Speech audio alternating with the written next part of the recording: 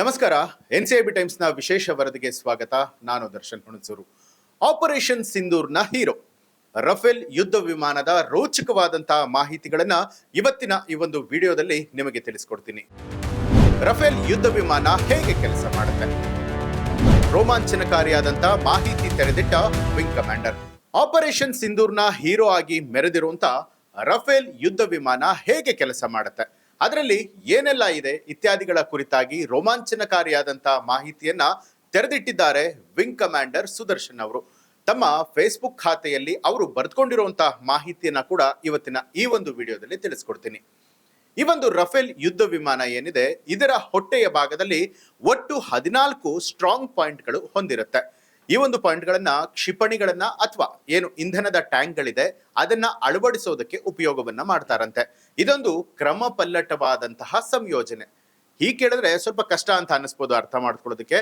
ಆದ್ರೆ ಆಕ್ರಮಣದ ಉದ್ದೇಶದ ಅನುಸಾರವಾಗಿ ಏನು ವಿವಿಧ ರೀತಿಯಾದಂತಹ ಮಿಸೈಲ್ಗಳನ್ನ ಇದು ಒಳಗೆ ಅಳವಡಿಸ್ಕೊಂಡಿರುತ್ತೆ ಅನ್ನುವಂಥ ಮಾಹಿತಿ.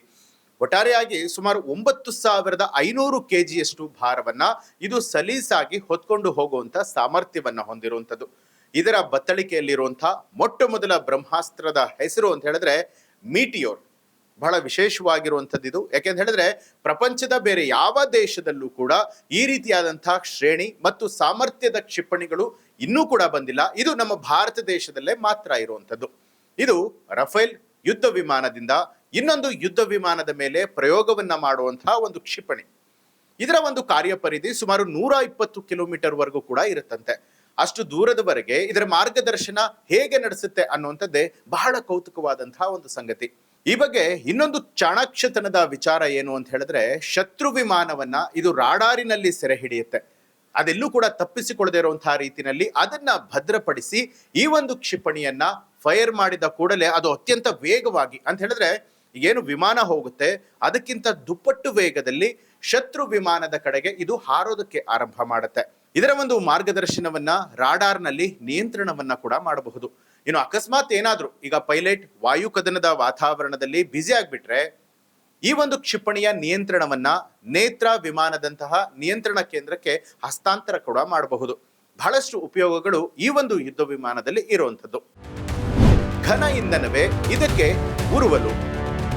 ಕ್ಷಿಪಣಿಯ ವೇಗದ ಮೇಲೆ ಪೈಲಟ್ಗೆ ನಿಯಂತ್ರಣ ಇರುತ್ತೆ. ಇದಕ್ಕೆ ಒಂದು ಜೆಟ್ ಇಂಜಿನ್ ಅನ್ನ ಅಳವಡಿಸಿದ್ದಾರೆ. ಘನ ಇಂಧನ ಇದಕ್ಕೆ ಒಂದು ಉರುವಲು ಅಂತ ಹೇಳಬಹುದು. ಈ ಒಂದು ಇಂಜಿನ್ ನ ಮೇಲೆ ಹಾಗೆ ಕ್ಷಿಪಣಿಯ ವೇಗದ ಮೇಲೆ ಪೈಲಟ್ಗೆ ಸಂಪೂರ್ಣವಾದಂತಹ ನಿಯಂತ್ರಣ ಇರುತ್ತೆ. ಹಾಗಾಗಿ ಕ್ಷಿಪಣಿಯ ವೇಗವನ್ನ 1 ಮ್ಯಾಚ್ ನಿಂದ 4.5 ಮ್ಯಾಚ್ ನವರೆಗೆ ನಿಯಂತ್ರಣವನ್ನ ಮಾಡೋದಕ್ಕೂ ಕೂಡ ಇದು ಸಾಧ್ಯವಾಗುತ್ತೆ. ಇನ್ನು ಶತ್ರು ವಿಮಾನದ ದೂರ ಕಡಿಮೆ ಆಗ್ತಿದ್ದ ಹಾಗೆ ಈ ಒಂದು ಕ್ಷಿಪಣಿ ನೋ ಎಸ್ಕೇಪ್ ಝೋನ್ ಅಂದ್ರೆ ಏನು NEZ ಅಂತ ಕರೀತಾರೆ, ಈ ಒಂದು ಕೋನವನ್ನ ಅದು ಪ್ರವೇಶವನ್ನ ಮಾಡುತ್ತೆ. ಅಂದ್ರೆ ಅದೆಲ್ಲಿ ಹೋದ್ರೂ ಕೂಡ ಬಿಡೋದಿಲ್ಲ, ಒಟ್ಟಾರೆಯಾಗಿ ಅದರ ಟಾರ್ಗೆಟ್ ಅನ್ನ ಅದು ಮುಟ್ಟುತ್ತೆ ಅನ್ನುವಂಥದ್ದು. ಇಲ್ಲಿಂದ ಈ ಒಂದು ವಿಮಾನ ಧ್ವಂಸವಾಗುವವರೆಗೂ ಕೂಡ ಅವಶ್ಯಕತೆ ಇರುವಂತಹ ಎಲ್ಲಾ ಕಸರತ್ತುಗಳನ್ನ ಇದು ಮಾಡುತ್ತೆ.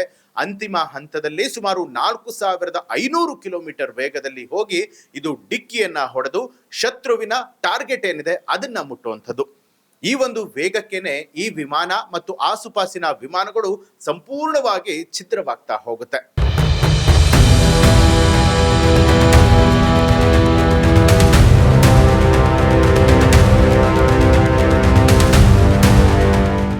ಇನ್ನು ಇದರ ಸಿಡಿತಲೆ ಸ್ಫೋಟಗೊಂಡಾಗ ಆಗುವಂತಹ ಪರಿಣಾಮವನ್ನ ಹೇಗಿರಬಹುದು ಅನ್ನುವಂಥದ್ದನ್ನ ನೀವು ಊಹಿಸ್ಕೊಳ್ಳೋದಕ್ಕೂ ಕೂಡ ಕಷ್ಟ ಆಗುತ್ತೆ.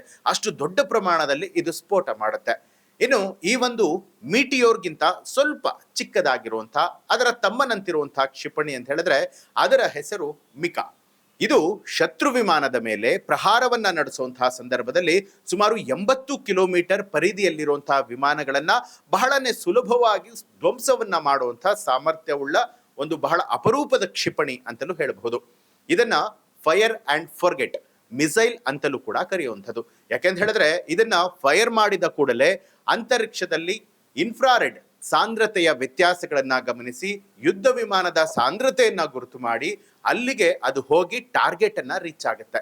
ಇದರ ಎಕ್ಸಾಸ್ಟ್ ನಲ್ಲಿ ಅಳವಡಿಸಿರುವಂತಹ ಟ್ರಸ್ಟ್ ವೆಕ್ಟರ್ ಗೈಡ್ ವೇನ್ಸ್ ಇವುಗಳ ಸಹಾಯದಿಂದ 4 ಮ್ಯಾಕ್ ವೇಗದಲ್ಲಿಯೂ ಕೂಡ ಲೀಲಾಜಾಲವಾಗಿ ಇದು ತಿರುಗಾಡಿ ಶತ್ರು ವಿಮಾನವನ್ನ ಗುರುತಿಸಿ ಹೊಡೆದು ಹಾಕುತ್ತೆ. ಇನ್ನು ನಮ್ಮ ನೆರೆಹೊರೆಯವರ ನಿದ್ದೆಯನ್ನ ಗೆಡಿಸಿರುವಂತ ಪಾಶುಪತಾಸ್ತ್ರಕ್ಕೆ ಬರೋಣ. ಇದರ ಹೆಸರು ಸ್ಕಾಲ್ಪ್ ಕ್ಷಿಪಣಿ, ಸ್ಟಾರ್ಮ್ ಶ್ಯಾಡೋ ಅಂತಲೂ ಕೂಡ ಇದನ್ನ ಕರೀತಾರೆ.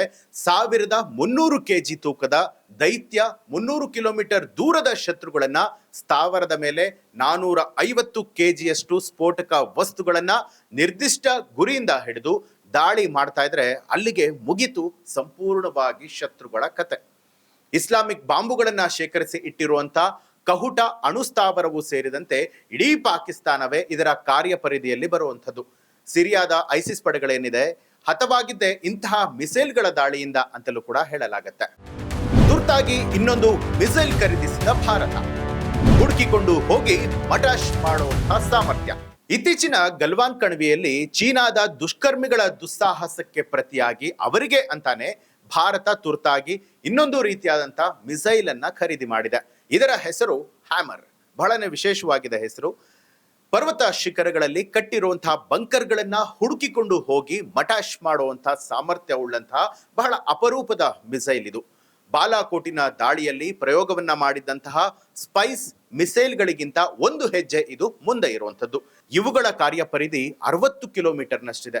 ಇನ್ನು ಹಿಂದೂ ಮಹಾಸಾಗರದಲ್ಲಿ ನಡೆಯಬಹುದಾದಂತಹ ಕಾರ್ಯಾಚರಣೆಗೆ ರಫೇಲ್ ವಿಮಾನದಲ್ಲಿ AM-39 ಎಕ್ಸಾಸೆಟ್ ಕ್ಷಿಪಣಿಗಳನ್ನ ಅಳವಡಿಸೋದಕ್ಕೂ ಕೂಡ ಇದರಿಂದ ಸಾಧ್ಯ ಆಗುತ್ತೆ. ಇದು ಚೀನಾದ ಹಡಗುಗಳ ಮೇಲೆ ದಾಳಿ ಮಾಡುವಂತಹ ಸಮಯದಲ್ಲಿ ಕೆಲಸಕ್ಕೆ ಬರುತ್ತೆ ಅಂತಲೂ ಕೂಡ ಹೇಳಲಾಗತ್ತೆ. ಏನು ರಣನೀತಿಗೆ ತಕ್ಕ ಹಾಗೆ ಲೇಸರ್ ಗೈಡೆಡ್ ಬಾಂಬ್ಗಳು, ನೆಕ್ಸ್ಟರ್ 30mm 79130 ಗನ್ಗಳನ್ನ ಕೂಡ ಇದು ಅಳವಡಿಕೆಯನ್ನ ಮಾಡಿಕೊಂಡಿರುತ್ತೆ. ಅಂತರಿಕ್ಷದಲ್ಲೇ ಇಂಧನವನ್ನ ತುಂಬಿಸಿಕೊಳ್ಳುವಂತಹ ಸಾಮರ್ಥ್ಯ ಇರೋದ್ರಿಂದಾಗಿ ರಫೇಲ್ ವಿಮಾನ ಸುಮಾರು 10 ಗಂಟೆಗಳ ಅವಧಿಯವರೆಗೂ ಕೂಡ ಇಷ್ಟೆಲ್ಲಾ ಕ್ಷಿಪಣಿಗಳನ್ನ ಹೊತ್ತುಕೊಂಡು ಹಾರಾಡುವಂತ ಒಂದೊಂದೇ ಕ್ಷಿಪಣಿಗಳನ್ನ ಶತ್ರುಗಳ ಮೇಲೆ ಪ್ರಯೋಗಿಸುವಂತ ಜ್ವಲಂತ ನಿದರ್ಶನಗಳನ್ನ ಈಗಾಗಲೇ ಸ್ಥಾಪಿತ ಮಾಡಿರುವಂಥದ್ದು. ಇದಕ್ಕೆ ಹೇಳೋದು ರಫೇಲ್ನಿಂದ ರಣತಂತ್ರದ ದಿಕ್ಕು ಆಯಾಮವನ್ನ ಊಹಿಸೋದಕ್ಕೂ ಕೂಡ ಸಾಧ್ಯವಿಲ್ಲ ಅಂತ. ಹಾಗಿದ್ರೆ ನೀವೇ ಯೋಚನೆ ಮಾಡಬಹುದು ರಫೇಲ್ ಯುದ್ಧ ವಿಮಾನದ ಸಾಮರ್ಥ್ಯ ಎಷ್ಟಿದೆ ಅಂತ. ಭಾರತಕ್ಕೆ ಭಾರತವೇ ಸರಿಸಾಟಿ. ಈ ಒಂದು ಮಾಹಿತಿ ನಿಮಗೆ ಇಷ್ಟ ಆಗಿದ್ರೆ ಈ ಬಗ್ಗೆ ತಮಗೆ ಏನನ್ಸುತ್ತೆ ಅನ್ನೋದನ್ನ ಕಮೆಂಟ್ ಮಾಡಿ ತಿಳಿಸಿ. ಹಾಗೆ ಯಾರೆಲ್ಲ ಇನ್ನೂ ಕೂಡ ನಮ್ಮ NCAB ಟೈಮ್ಸ್ ಮೀಡಿಯಾ ಚಾನೆಲ್ ಅನ್ನ ಸಬ್ಸ್ಕ್ರೈಬ್ ಮಾಡಿಲ್ಲ, ಬೇಗ ಸಬ್ಸ್ಕ್ರೈಬ್ ಮಾಡಿ, ಬೆಲ್ ಐಕಾನ್ ಒತ್ತಿ.